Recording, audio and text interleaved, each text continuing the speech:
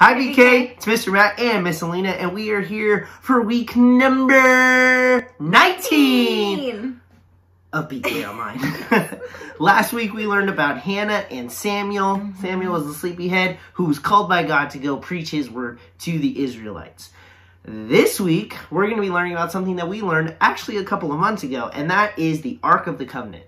And if you remember, the Ark is where the 10 Commandments were held. It was very sacred to the people of Israel. That was God. That's where God dwelled, right?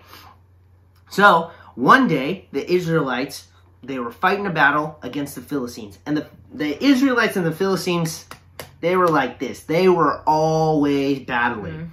One day, the Philistines won. They defeated the Israelites in battle, and the elders of the Israelites were like, how did God let this happen, right? What is going on? So the Philistines, they were puffing their chests out. They're like, hey, we knew all along that we're better than you.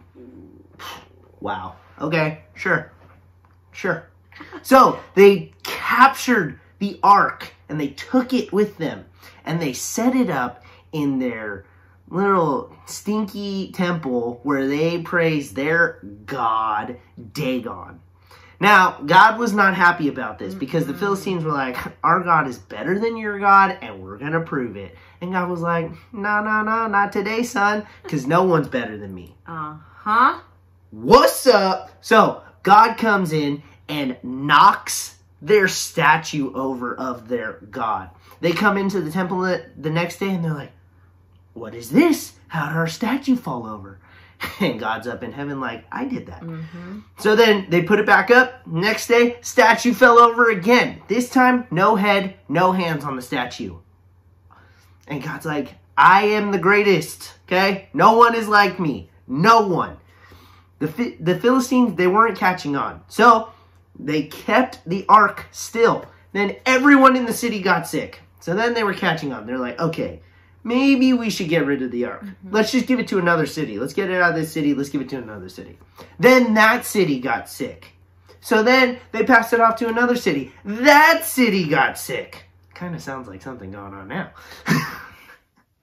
But the Philistines finally were like, okay, that's it. We can't do this anymore. We're going to give it back to Israel. They even filled it with more gold than before to say how sorry they were for taking their ark, because they realized that the one true God is truly the one true God. So God was able, even though the Israelites were defeated, God was still able to show that he is the greatest ever. No one is like him, and no one is greater than him. So we are very excited for you to read about that and listen about that in the video this week. This story ties in perfectly with our Bible verse. Yes. What is our Bible verse? What is our Bible verse? Well, if you were on last week on BK Online, you would know that our Bible verse is Jeremiah 10:6. But if you weren't, that's okay. We're going to go over it with the hand motions right now. Yeah, So like we said, Jeremiah 10:6. No one is like you, Lord.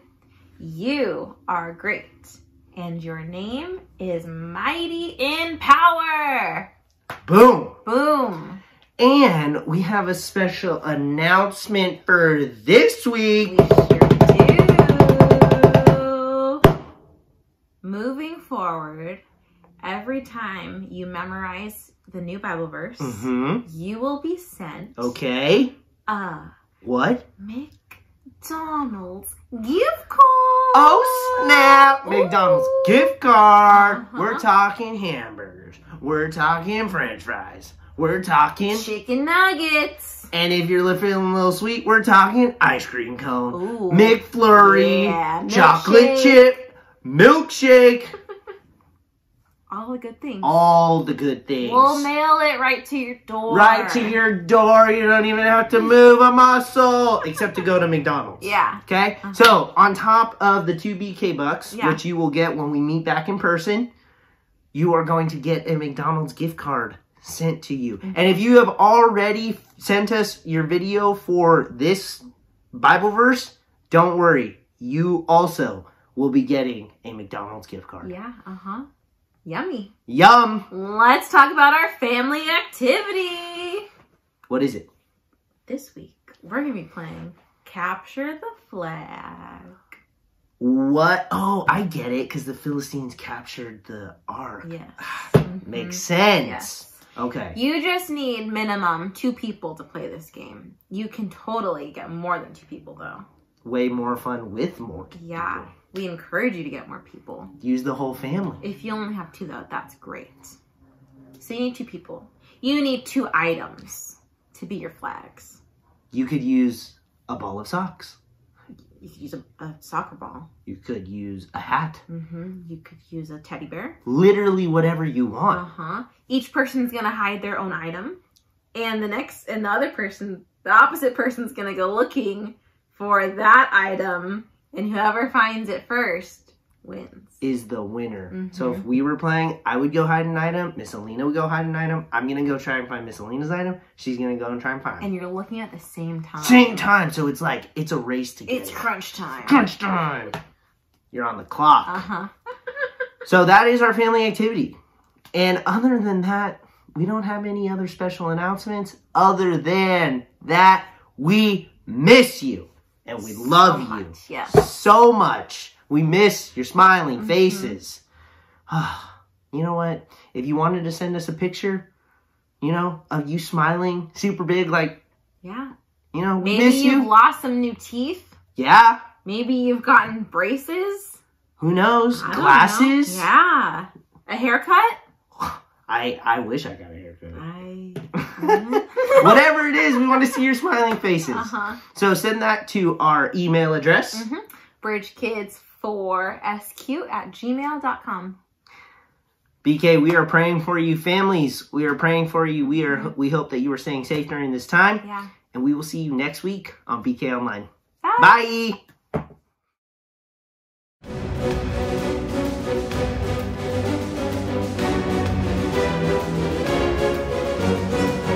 The Israelites fought many battles against the Philistines. One day, the Philistines defeated Israel. The leaders of Israel said, "Why did God let us lose to the Philistines?" The Israelites decided to take the Ark of the Covenant, a wooden box covered in gold that reminded them that God was with them, and carry it to the battlefield. Maybe the Ark would help them win. Eli's sons, the priests, took the Ark of the Covenant to the Israelites' camp. When the army of Israelites saw the Ark, they shouted with joy. Surely they would win the battle now. The Philistines came out to fight against the Israelites, and the Philistines won again. They killed thousands of Israelites, including Eli's sons, and they even captured the Ark of God. One of the men in the battle ran to tell Eli what had happened.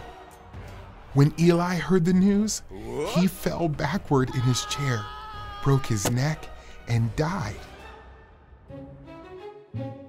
The Philistines took the Ark of God to a temple where they worshipped a false god named Dagon. They put the Ark next to the statue of Dagon. The next morning, the Philistines entered the temple and saw that Dagon's statue was face down in front of the Ark. They set the statue back up where it belonged. The next day, the statue was face down again. This time, its head and hands were broken off. God punished the people living in the city where the Philistines kept the Ark. The people got sick and they wanted to get rid of the Ark.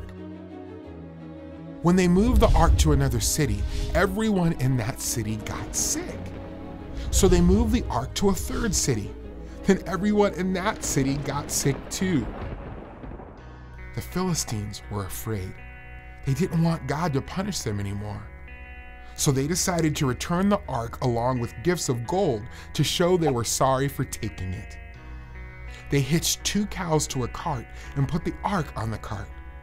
The cows moved the Ark down the road until the Ark of God was back with the Israelites, where it belonged.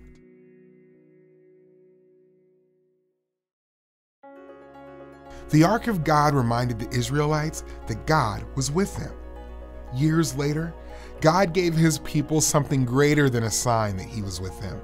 God gave them his son, Jesus, God in the flesh.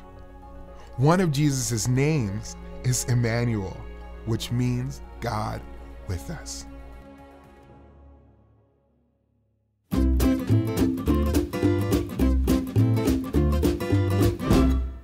Hey there, I'm Pastor Brian, and it's time again for questions from kids. Today, Grace from Los Angeles, California asks, I can't see God, so how do I know that He's with me?